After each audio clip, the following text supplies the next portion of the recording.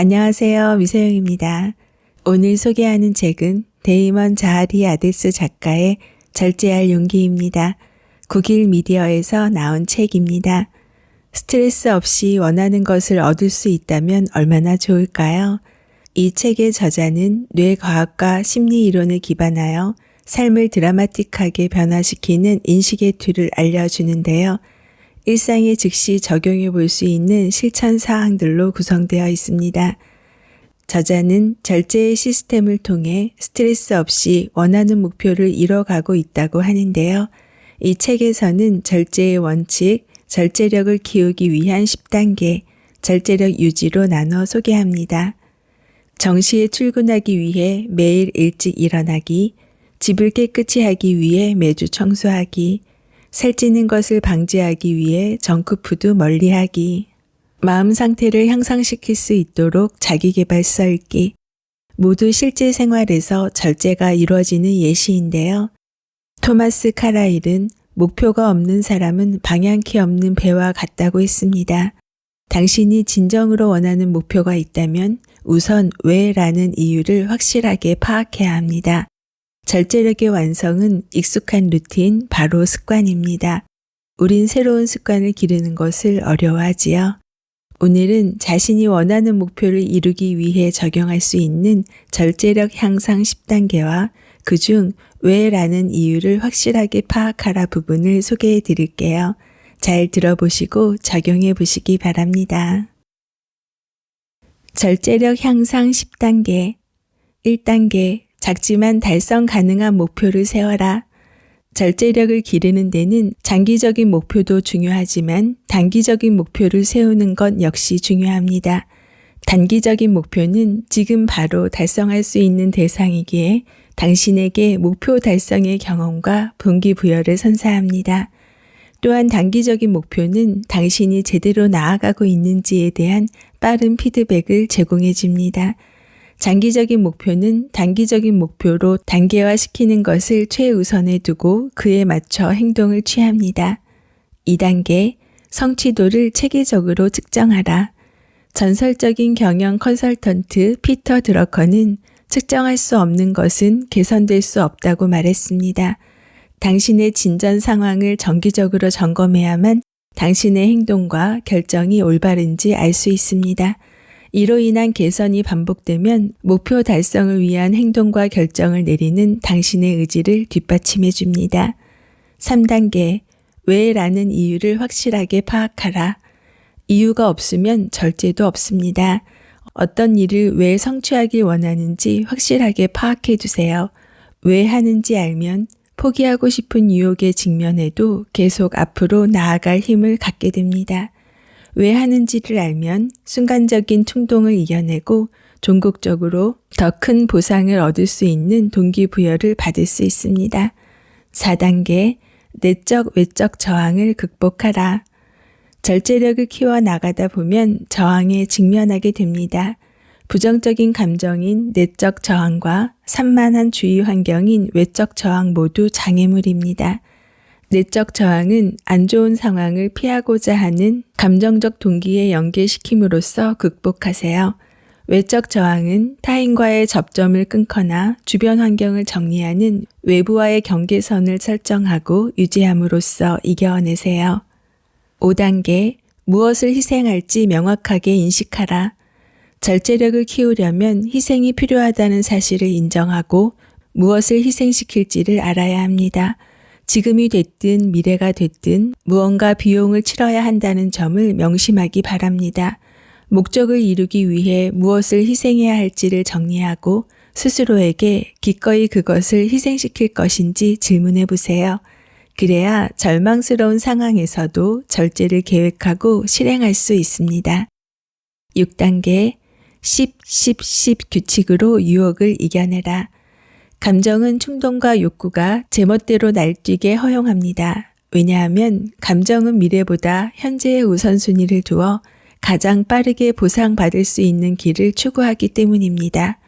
10 규칙은 내가 충동과 욕구에 넘어갈 경우 10분 뒤, 10시간 뒤, 10일 뒤 그것을 어떻게 느끼게 될지 생각해 보는 것입니다.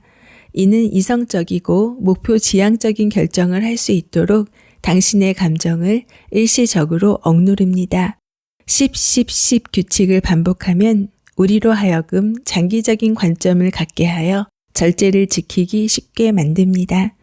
7단계, 불편함을 받아들이는 훈련을 하라. 노력해서 무언가를 성취하려고 하면 불편함을 감수해야 합니다. 절제력을 키우는 데 있어 불편함을 피하는 것은 불가능하기 때문에 그것을 피하기보다는 껴안아야 합니다. 첫째, 불편함을 겪을 것이라는 사실을 받아들여라. 둘째, 당신의 회복 탄력성을 향상시키기 위해 실현의 강도를 차츰 올려가는 저항 훈련과 휴식과 실현을 반복하는 인터벌 훈련을 활용하라. 8단계, 행동 시스템을 통한 절제를 습관화하라. 절제력을 키우다 중도에 포기하고 싶은 순간이 왔을 때 의지력과 동기부여만으로는 자신을 억누르면서 나아갈 수 없습니다. 의지력과 동기부여는 당신의 정신적인 상태에 따라 고갈되거나 변질되기 쉽기 때문입니다. 사소한 행동으로 시작하여 목표 달성과 관련된 행동으로 이어지는 일련의 루틴을 설정하세요. 그 루틴이 습관화되면 첫 행동을 트리거로 하여 의지력과 동기부여 없이도 자동으로 절제를 발휘할 수 있게 됩니다. 9단계, 스트레스 요인을 최소화하라. 스트레스는 절제의 적입니다. 왜냐하면 스트레스는 감정 반응을 촉발하기 때문이지요. 감정이 현재 보상을 선호한다는 사실을 기억하세요. 스트레스가 삶의 일부이긴 하지만 모든 스트레스가 필수적인 것은 아닙니다. 누적되는 스트레스의 영향을 감소시키기 위해서 무의미한 스트레스 요인들을 최소화하고 피할 수 없는 스트레스는 해소시킵니다. 10단계, 시행착오를 겪어도 자책하지 말라. 절제력을 키우는 과정에서 비틀거리는 것은 당연한 일입니다. 사람은 원래 실수를 저지르고 후회할 결정을 하곤 합니다. 이런 일이 생기면 자신에게 연민을 가지세요. 자신을 용서하고 실수에서 교훈을 찾아야 합니다. 실수와 불행한 결정을 배움의 기회로 삼는다면 목표를 달성할 가능성이 더욱 높아질 것입니다. 추가로 이 과정에서 혼자 하기 힘들다면 파트너를 찾아보세요. 혼자 하는 것보다 타인과 함께하면 큰 책임감을 느끼게 되지요. 또한 결과가 좋다면 자신에게 보상해야 합니다. 보상과 벌칙은 바람직한 행동을 장려하고 바람직하지 않은 행동을 피하게 해주는 도구입니다. 그리고 따라할 수 있는 롤 모델을 찾으세요. 다른 사람의 길을 따라가지 않아도 절제를 마스터하는 것은 가능합니다. 하지만 먼저 그 길을 갔던 이들이 있다면 그 내용을 참고하여 지름길로 갈 수 있습니다. 그들의 목표 설정, 행동, 동기부여를 따라하세요. 그리고 그들은 무엇을 통해 성공할 수 있었는지를 적극적으로 물어보세요.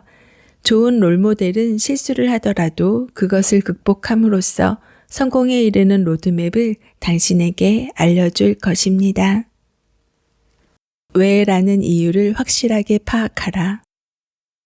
당신은 직장 생활, 인간관계, 신체와 감정의 건강 상태 등 인생의 여러 부분에서 꽉 막힌 듯한 느낌을 가져본 적이 있나요? 무언가 변화를 주어야 한다는 생각이 들면서도 어떤 변화를 줘야 할지 모르겠다고 생각해 본 적이 있나요? 진퇴양난에 빠졌는데 어떻게 거기서 벗어나야 할지 모르겠다고 느낀 적이 있나요? 이러한 상황은 대부분 왜라는 이유를 파악하지 못한 데서 비롯됩니다. 내가 원하는 것을 왜 원하는지를 파악하지 못하면 그 욕구를 해결할 방법을 찾기도 어렵습니다. 이유를 찾는 첫 단계는 당신에게 변화가 필요하다는 사실을 자각하는 것입니다. 당신이 삶의 질을 향상시키길 원한다는 사실을 깨닫는 것입니다. 두 번째 단계는 변화시켜야 할 것이 무엇인지 파악하는 것입니다. 당신은 절제력을 갖추기로 결정합니다. 세 번째 단계는 왜 이런 변화를 해야 하는지 이유를 알아내는 것입니다. 이유가 즉각적으로 떠오르지 않을 수도 있습니다. 하지만 분명히 이유는 있으며 그 이유를 알아야 동기부여가 됩니다. 이유를 알아야 하는 이유. 목표를 갖기는 쉽습니다. 목표를 설정하고 보다 나은 삶을 만들겠다는 다짐을 하는 것은 쉽습니다. 그러나 왜 그런 목표를 가져야 하는지를 명확하게 알지 못하면 행동을 장기간 유지하는 게 불가능합니다. 아무리 충분한 동기와 긍정적인 마음, 신뢰감을 갖고 행동하기 시작했다 하더라도 장애물을 만나면 포기할 가능성이 큽니다. 반면에 목표를 달성하고 행동을 해야 할 분명한 이유를 갖고 있다면 상황이 악화되더라도 포기하지 않고 앞으로 나아갈 가능성이 큽니다. 예를 들어 당신이 몸무게를 빼서 멋진 몸매를 만들고 싶다고 가정해 봅시다. 하지만 막상 행동에 들어가면 정크푸드, 넷플릭스, 비디오 게임, 편안한 소파 같은 유혹거리들이 당신을 기다리고 있을 것입니다. 왜 건강한 몸을 만들기 원하는지 알지 못하고 있다면 이런 유혹에 넘어갈 확률이 커집니다. 몸무게를 빼서 멋진 몸매를 만들고 싶은 이유가 있어야 합니다. 당신의 건강을 향상시키기 위해, 주위로부터 칭찬을 받기 위해, 이와 같은 이유 말입니다. 이런 이유를 명확히 파악하고 있다면 당신은 동기부여를 받아 꾸준히 행동에 나서게 될 것입니다. 명확한 이유는 의지력의 회복 탄력성을 강화시킵니다. 예를 들어 당신이 몸무게를 빼고 멋진 몸매를 만들기 원한다고 가정해 보세요.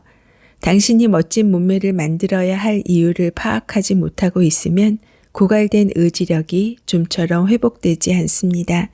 반면 당신이 손자들과 놀아줄 힘을 기르기 위해 혹은 배우자와 함께 더 활발한 야외 활동을 즐기기 위해라는 명확한 이유를 갖고 있다고 해보세요. 이런 이유들이 있으면 한번 의지력이 고갈되어 몸무게를 빼는데 방해가 되는 행동을 하더라도 금방 몸무게를 뺄 필요성을 느껴 절제의 길로 되돌아오게 됩니다. 이유는 어디에서 비롯되는가? 목표의 이유를 찾는 작업은 생각보다 어렵습니다. 이유를 만들어내는 요소들이 매우 다양하기 때문입니다. 이러한 요소들은 기본적으로 개개인의 정서적인 성향에서 기인하는데 목표와 행동의 이유를 정확하게 파악하기 위해서는 자신에게 어떠한 성향이 있는지를 파악하는 것이 중요합니다. 신념, 가치관과 같은 내적 동기부여는 당신이 삶을 변화시키고 싶게끔 만드는 유력한 성향 중 하나입니다.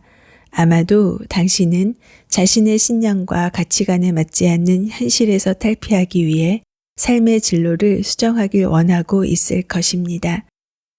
단순한 관심사도 행동의 이유를 만들어내는 성향 중 하나입니다. 당신이 특별한 기술을 배우기를 원한다면 그 분야가 당신의 관심사이기 때문일 가능성이 큽니다.